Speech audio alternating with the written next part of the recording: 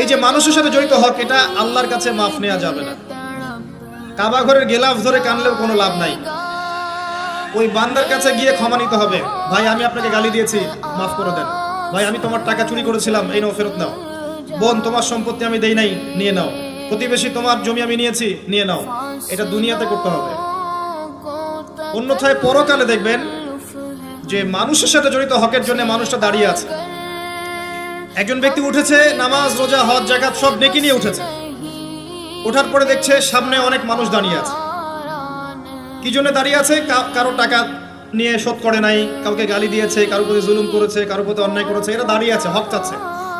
তখন কিভাবে শোধ করবে? আল্লাহ পাক বলবেন তোমার নেকি ওদেরকে দিয়ে দাও। তখন শেয়ারিটের মাধ্যমে নেকি চলে যাবে।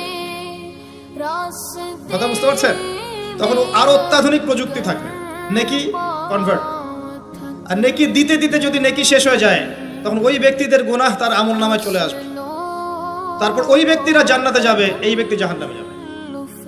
অতএব দুনিয়াতে মানুষের সাথে জড়িত কোনো হক রাখেন না। আল্লাহ পাক বলছেন শিরকের গুনাহ ছাড়া আল্লাহ যে কোনো গুনাহ মাফ করতে পারেন। আর এই যে কুফরি এবং মানুষের সাথে জড়িত হক আল্লাহ মাফ করবেন না।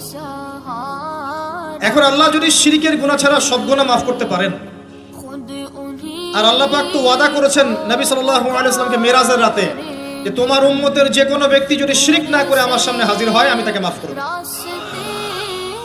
একটা হাদিসে কুদসির মধ্যে এটাও আছে, হে আদম সন্তান, তুমি যদি আসমান এবং জমিন সমপরিমাণ গুনাহ নিয়ে আমার সামনে দাঁড়াও কিন্তু আমার সাথে কাউকে শরীক করনি, তাহলে আমি আল্লাহ তোমার সামনে আসমান জমিন সমান ক্ষমা নিয়ে দাঁড়াবো।